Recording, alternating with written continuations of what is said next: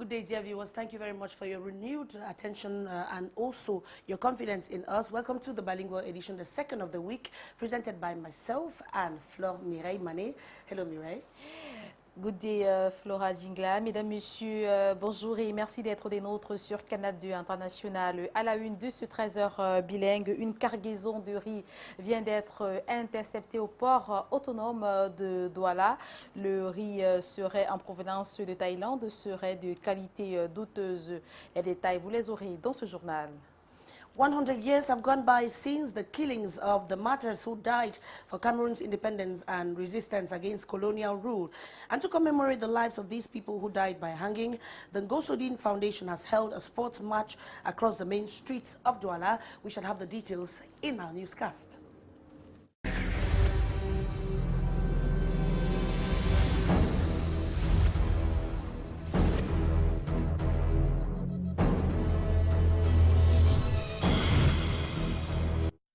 Good day once again, dear viewers, and welcome. A Turkish group right now, a Turkish naval group, is in Cameroon for a visit led by the Admiral Reid Ali Murat Dede. They are on a humanitarian and military mission along the oil-rich Gulf of Guinea. So I'm noting that this is also in a bid to reinforce the relationship that exists between Turkey and Cameroon. Henry Atembe Kejang was attending a press conference that was granted by this military and diplomatic mission, he reports. For the first time, a Turkish admiral is setting foot on the Cameroonian soil. Real Admiral Ali Murat Dede is the commander of a Turkish naval group, Barbaros, presently anchored off the shores of the estuary. Our ambassador also mentioned about it, that our relations are very enhanced. So we would like to support this, and we would like to be with our ships, but because it is not possible for now, I did this visit by helicopter, and I come here by helicopter from sea, and I am going to fly back to my ship again with helicopter. I don't want to miss this opportunity to meet with the Cameroon officials. Cameroon is the 11th country visited by the Turkish naval group on a 120-day sail. Their mission, humanitarian and military exercises along the oil-rich Gulf of Guinea that presently holds 20% of the world's oil reserve. And we did very good and fruitful visits with the Cameroon military and civilian officials.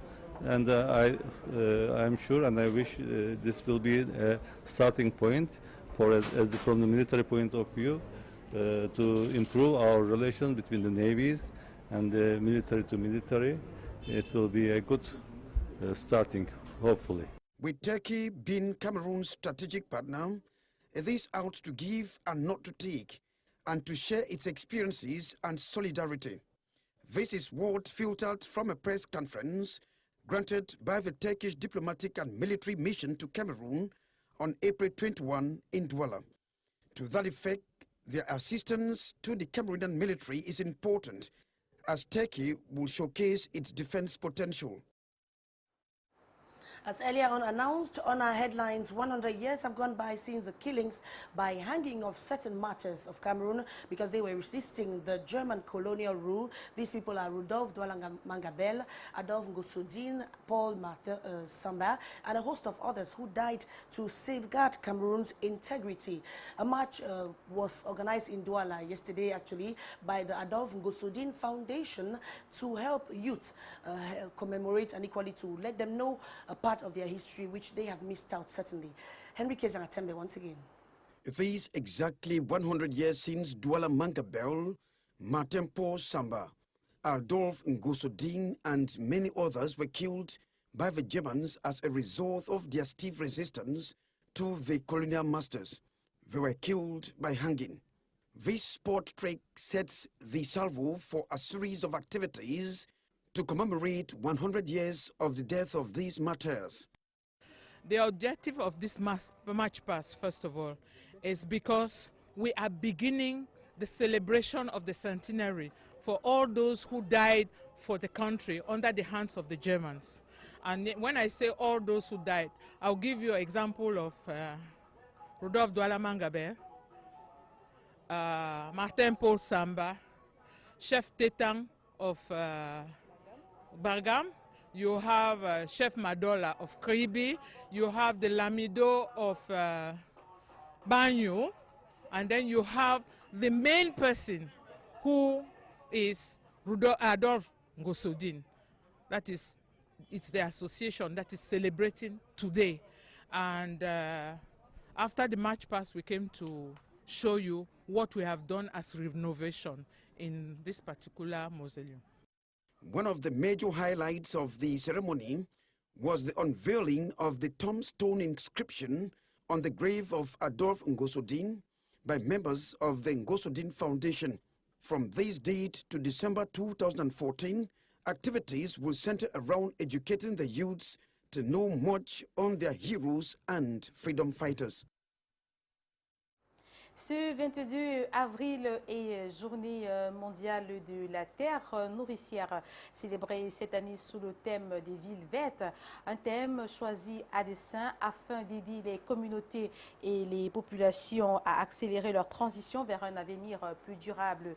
Un développement sera apporté sur cette journée. Vous les aurez dans nos prochaines éditions d'information.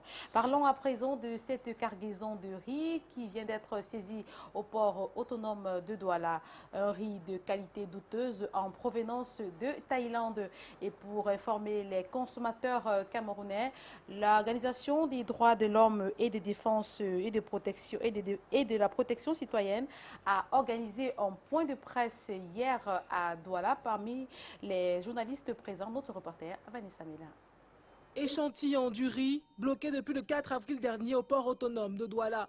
La denrée de qualité douteuse est conservée dans des sacs portant la marque Tomato Aposo et proviendrait de la Thaïlande à destination du Nigeria où elle aurait été refoulée par les autorités. Et c'est alors retrouvée au Cameroun par l'entremise d'importateurs véreux. L'Organisation des droits de l'homme et de la protection du citoyen convoque la presse afin de mettre en garde les populations au cas où ce produit finit par se retrouver dans les marchés. J'ai été informé qu'après avoir dénoncé il y a un an un bateau de riz qui est transporté plus de 7000 tonnes, qui est en ce moment encore pendant dans le magasin qui est en face de vous, le magasin 9, parce que le gouvernement de la République avait pris soin de vérifier l'information. 10 000 tonnes de riz au total, soit 200 000 sacs, dont le débarquement en terre camerounaise a été autorisé. Pour l'Organisation des droits de l'homme et de la protection du citoyen, ce geste traduit l'inefficacité des services de phytosanitaires et la corruption qui se développe autour du secteur de l'importation au Cameroun. Parce que notre étonnement est de savoir comment est-ce qu'on peut autoriser un bateau déchargé sur le territoire avant même de procéder à l'analyse physique et biophysique pour connaître si c'est positif ou négatif. Ce nouveau coup de filet s'ajoute aux 7 000 tonnes de riz impropre à la consommation qui avait été saisie au port autonome au mois de février 2013. Une cargaison qui n'a toujours pas été détruite faute de financement. Le coût de son incinération dépasse les 7,5 milliards de francs CFA. La grève du personnel de santé entamée hier dans la ville de Yaoundé pourrait être stoppée, suspendue ce jour jusqu'à tard dans la nuit. Le ministre de la Santé publique et son équipe ont échangé pour apporter des solutions aux revendications de ces derniers. Je vous propose d'ailleurs de les écouter. Ils ont été rencontrés hier par notre reporter Ghislaine Pierre-Ressemont.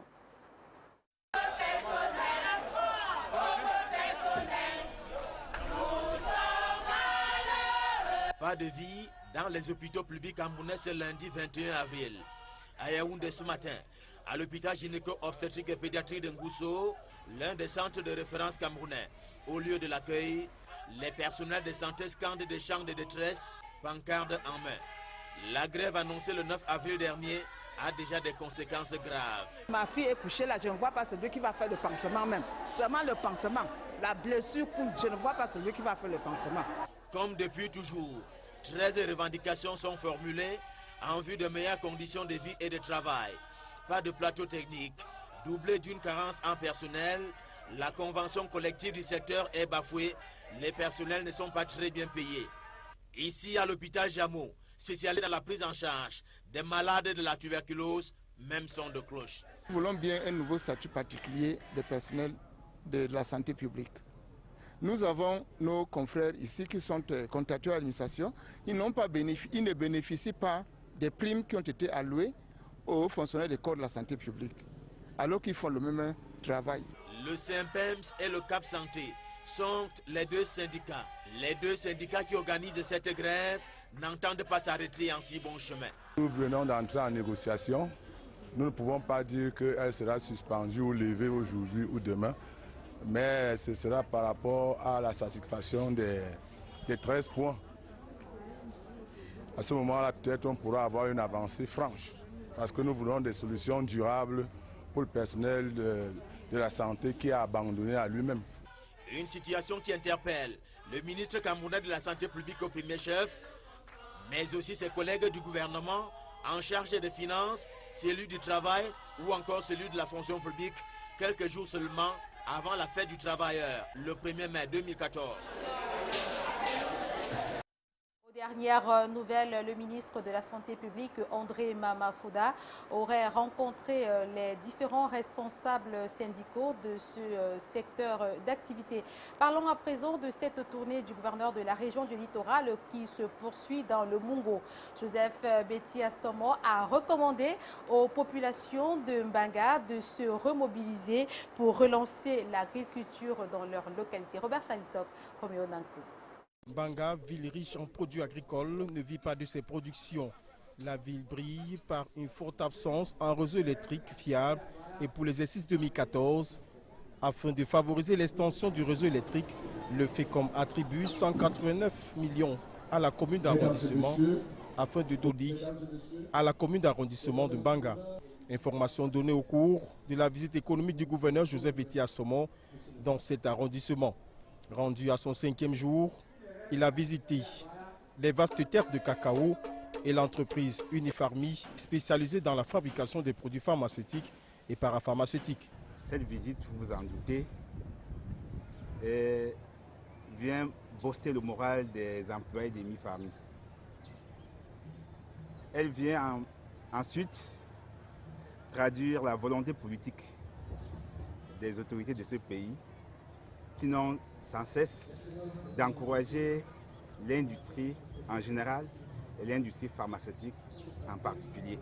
Au cours de sa réponse aux populations, le gouverneur de la région du littoral a interpellé les populations sur plusieurs faits touchant leur vécu quotidien.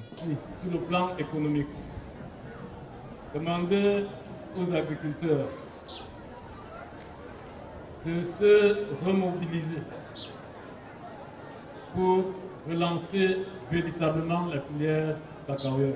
Problème de la prédation du domaine privé de l'État. L'État a ses titres fonciers ici en Mbanga. Qu'on soit maire, qu'on soit sous-préfet, qu'on soit simple habitant de la ville, on n'a pas le droit d'entrer dans le domaine privé de l'État. En Mbanga, ceux qui ont investi sur les terrains de l'État ont été interpellés et seront poursuivis selon la loi. Les chefs traditionnels, eux aussi, ont connu une bonne dose d'interpellation de la part du gouverneur de la région du littoral. Après Mbanga, la délégation a déposé ses valises dans la localité de Mombo. Soulignons qu'à présent, le gouverneur de la région du littoral se trouve dans la localité de Bonalea. Ensuite, il se rendra à Dibambari, d'après ce que prévoit le programme de cette journée. La suite, c'est avec vous, Flora Djinga. As earlier mentioned in the French language, Mireille Flomane, tons of rice intercepted, dangerous for human consumption, very toxic indeed, have been intercepted at the Douala Port Authority by a human rights and a civil society organization. This rice, which goes by the name Aroso tomato, has been noticed to be very dangerous, and it has already infiltrated our various markets. Morindi comes back to the rest of this story. Brownish with sharp long grains, the quality of this rice remains doubtful, making it dangerous and unfit for human consumption.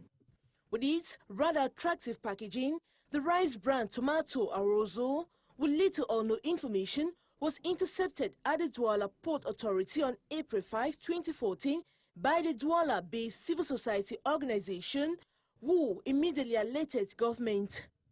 Unfortunately, nothing was done to stop its distribution in Cameroon, as the bad rice has already flooded the markets.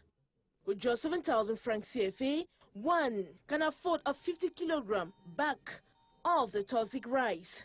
The president of the civil society organization, Nassé Kemayo, frowns at what he describes as manipulation and corruption, as he is still unable to explain government's silence on the humanitarian crisis. Donc, ça veut dire qu'on a donné un champ ouvert. Our country is a free zone where just any good enters, and there is very little or no scientific control mechanisms at our ports. Phytosanitary experts don't master their job. They touch goods like rice with their bare hands to know if it is good or bad. The proof is that they offloaded bags, these bags of toxic rice. It was when we alerted other people that they carried out, that they took samples to their laboratory. D'aller faire des analyses, et tout en encourageant le bateau de vite décharger. The association pursued laboratory tests indicating that the controversial foodstuff bears mold, fungus, and other undeclared toxic elements. In a press conference in Douala on April 21, Nassé Kemayo called on Cameroonians to be vigilant against goods that do not respect international norms. Quand nous avons dénoncé, when we denounced that at Magazine 9 and 4, the State Council immediately ordered for investigation. The warehouse was also sealed. The warning is coming months after the discovery of 7,000 tons of toxic rice blocked since February 9, 2013 in a warehouse known as Magazine 9 in Douala. This will require at least 7 billion francs CFA from government just to destroy the toxic rice. Des experts judiciaires viennent de prêter serment à Douala, une cérémonie très courue. Désormais, ces Camerounais seront des spécialistes des questions judiciaires. Julien Trésor-Tanon et Jérôme Ndemenou. Article 1er. Sont désignés comme experts dans le ressort de la Cour d'appel du littoral au titre des années judiciaires 2014 et 2015, les personnes dont les noms suivent. Ils sont au total 16 experts judiciaires à avoir prêté serment ce matin à la Cour d'appel du littoral. Je le jure. Tous issus des domaines bien différents, ils sont désormais appelés à donner leur avis concernant l'expertise judiciaire. Je suis expert en agro-industrie et en produits alimentaires. Ça veut dire que si des produits commandés sont hors d'usage, la Cour, sur une plainte, pourra me saisir, me demander qu'est-ce que je pense du produit. En tant qu'expert, je dois leur donner mon avis. Je veux respecter le serment que je viens de prêter, c'est-à-dire être honnête et professionnel. Mais au regard de mon expérience de plusieurs années dans plusieurs domaines, je pense que je veux beaucoup apporter dans ce domaine. Rappelons que cette prestation de serment des experts judiciaires intervient dans un contexte particulier, celui de la mise en place des principes de bonne gouvernance par le chef de l'État Paul Biya, avec la lutte contre la corruption qui en ce moment accable certains experts judiciaires impliqués dans les affaires de corruption. Il reste à espérer que cet engagement que viennent de prendre les experts judiciaires à la Cour d'appel du littoral soit respecté dans l'exercice de leurs fonctions.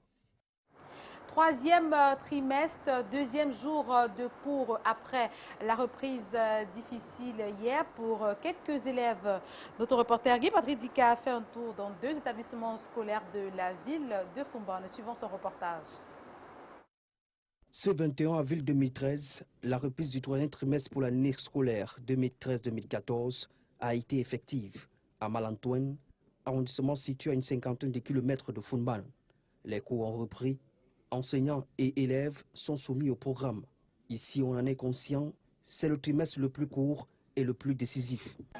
Les cours ont effectivement repris ce matin dans toutes les classes du lycée. Et nous sommes revenus avec un message que nous avons délivré à nos élèves ce matin pour leur dire que le troisième trimestre est le trimestre le plus court et le plus décisif. parce que dans 3 semaines, nous allons commencer avec les épreuves physiques des examens officiels. Et comme nous avons été classés l'année surpassée à un très bon rang au niveau départemental et régional, nous entendons cette année-ci pouvoir redorer le blason et redonner à notre établissement la place de meilleur dans notre région, tout au moins en ce qui concerne les examens officiels. Même son de cloche au lycée technique, malgré que la reprise des cours soit effective, ici les élèves sont confrontés à plusieurs difficultés, notamment l'absence du matériel didactique, le manque d'infrastructures. Le 3e trimestre est le trimestre le plus court et très important pour les élèves en classe d'examen. Restons toujours dans le même registre et dans la région de l'Ouest, à Bafoussam cette fois-ci, pour parler de ces élèves qui ont pris part aux épreuves écrites d'entrée de recrutement pour le compte du recrutement dans les forces armées et défense. Ils étaient très nombreux à prendre part à ces épreuves. Pour l'occasion, le président de la commission a présenté à la presse le bilan des opérations Simon Emmanuel Tchamou.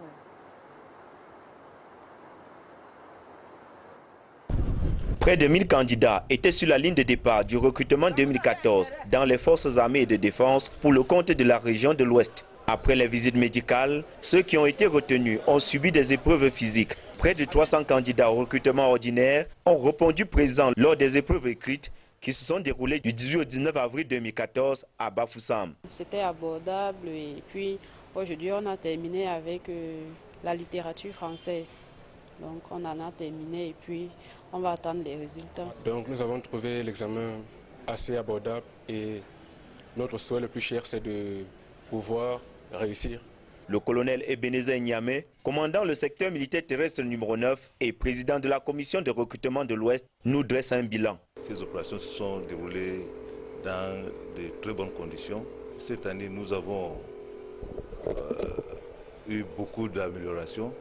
Nous avons sécurisé tous les sites dans lesquels se sont déroulées les opérations. Nous n'avons déploré aucun décès grâce aux moyens que le haut commandement a mis à notre disposition. Nous avons évité les interventions intempestives des parents. Nous avons également mis à la disposition des candidats et des examinateurs des conditions idoines pour travailler. Donc nous sommes heureux d'avoir contribué à présélectionner les meilleurs jeunes gens que la région de l'Ouest pouvait donner au commandement au Cameroun. Les résultats seront proclamés dans un bref délai afin de permettre aux jeunes recrues de commencer leur formation. Parlons à présent de AES Sonel qui poursuit sa lancée dans les quartiers pour rétablir l'électricité. Cette fois-ci, c'était au tour de Bépanda dans la ville de Douala. Reportage. À peine terminé leur intervention en Boko, les soldats de la lumière sont interpellés en Bangapongo. Comme on peut le voir, un pan du quartier est bien illuminé. La raison, c'est que les travaux provoqués par l'orage se sont bien achevés ici. Ce soir, un câble s'est décroché d'un poteau et mis une petite partie du quartier dans le noir. D'où la descente ici à 22h30 d'une équipe. Les travaux provoqués par l'orage sont presque terminés. Les soldats de la lumière restent très mobilisés pour intervenir quand un incident fut-il mineur survient sur le réseau. C'est le cas aussi à Bépanda, lieu-dit Fangoudron de Fosso. L'incident, qui a suspendu l'alimentation en énergie de plus de 500 foyers, a été causé par un tiers, un camionneur sous le regard de ce vigile. Les câbles étaient tombés par les camions le mercredi 16 avril, c'est à 23h45. Dès que les câbles étaient tombés, il y a un taximan venu de sortir. Les câbles étaient collés sur les taxis pendant 2 heures du temps pour enlever les câbles. Dès qu'on a enlevé les câbles, j'ai attaché la corde pour barrer la route pour que les camions ne sortent plus. Le poteau est remplacé grâce à la grue fixée dans ce gros porteur. Un camion grue, comme on peut l'appeler, transporte aussi du matériel avarié. Un transformateur foudroyé à PK21 par exemple. C'est le signe que ce camion va de chantier en chantier. Ici, après 4 heures de travail, la question est réglée. À Mbanga Pongo, il a fallu 30 minutes seulement pour que le câble décroché soit remis en place. Ainsi va le quotidien des équipes d'intervention qui rappellent à chaque fois que plus vite elles sont alertées, plus vite elles agissent.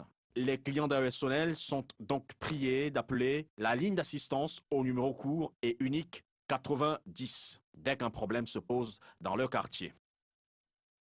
The radar works of AES Sonel at Mbanga Pongo, a locality in the outskirts of Douala. Let's open up our sports page right now with the sports delegation that came from the FENASCO B Games just ended. They arrived at the Bamungum airport in the west region of Cameroon. There were 149 of them, people on board actually. 122 of them were athletes and 27 trainers. The athletes have come along with 7 bronze medals and 3 gold medals.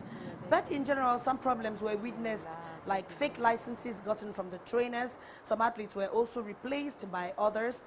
It's worth noting that the president of the National Executive Bureau of the FENASCO B Game, Mr. Ekobena Jean-Claude, reaffirmed that the 10th edition of the FENASCO B Games will be taking place in the West region to commemorate equally at the same time the 10th anniversary of FENASCO B Games. After that sports notes, we are going to continue on our international page with Muriel Flomani.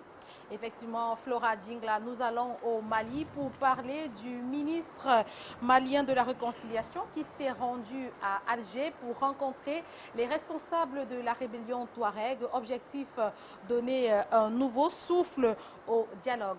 Reportage ITV. Le nouveau ministre malien de la Réconciliation nationale s'est rendu à Alger ce week-end pour discuter d'éventuels pourparlers avec la rébellion Touareg. Zahabi Ould Sidi Mohamed, ancien leader de la rébellion des années 90, a été nommé à ce poste ce mois-ci pour donner un second souffle au dialogue avec les groupes armés du Nord. Il se pourrait qu'il trouve en Algérie une solution au problème. Les frères algériens nous ont fait le point sur l'état d'avancement des pourparlers exploratoires avec les groupes armés qui sont très promettants. Je dis bien très promettants. Il y a beaucoup de travail qui a été fait dans la discrétion et nous sommes très optimistes que d'ici sous peu, ces groupes armés pourront se retrouver de façon formelle ici avant d'aller aux négociations au Mali. Bamako ne ménage pas ses efforts pour convaincre les groupes Touareg de renouer les fils du dialogue. Le président Keïta a dépêché dimanche à Kidal Mohamed El Mehdi Al-Ansari, un des patriarches de la communauté Touareg rentré récemment de son exil au Burkina Faso. À Kidal, il s'est rendu directement chez le chef traditionnel Intala Ag Ataher. En tant que chef suprême de l'Adrar des Ifoga, celui-ci est considéré comme l'autorité morale de toutes les tribus de la région. L'émissaire de Bamako a traduit les intentions du patriarche de Kidal. On a déjà décidé dans une réunion passée qu'il faut qu'il y ait un congrès à Kidal qui va regrouper toutes les communautés du Nord, Tamashek, Blancs et Noirs, Peul, Sonrail, toutes les communautés des 2 rives du fleuve. La ville de Kidal, fief du MNLA, reste toujours rétive à l'autorité de Bamako. Bien que contrôlée par la mission des Nations Unies et l'armée française, la ville est toujours sous l'emprise des groupes armés rebelles. L'armée malienne est cantonnée, tandis que l'administration reste confinée dans un secteur de la ville. On our world briefs, Easter Sunday actually was marked by several clashes, and this was between the students who were talking and fighting hard, or protesting rather, against the government in place. It's one noting equally that on this same note, we shall be having North Korea with operations to safeguard those that got trapped in that ship that capsized in the sea. 64 bodies are reported to have already been found, but it's rather unfortunate that more than 200 have not yet been found. Former American boxer equally Ruben Hurricane Carter has died of prostate cancer. Let's have the details with our World News Briefs. Easter Sunday in Venezuela was marked by protest. Hundreds of people marched in the streets of Caracas calling for the resurrection of democracy. Imitating the Easter tradition of burning effigies of Judas, demonstrators set fire to images of President Maduro. In the afternoon, 8 people were injured in clashes with anti-riot security forces near the offices of the United Nations. Students have been camping there for more than a month to protest against the managing of the government. Since February 4th, 41 people have been killed in a wave of protest against the lack of security, the detaining of opposition figures, inflation, and the shortages of basic food supplies.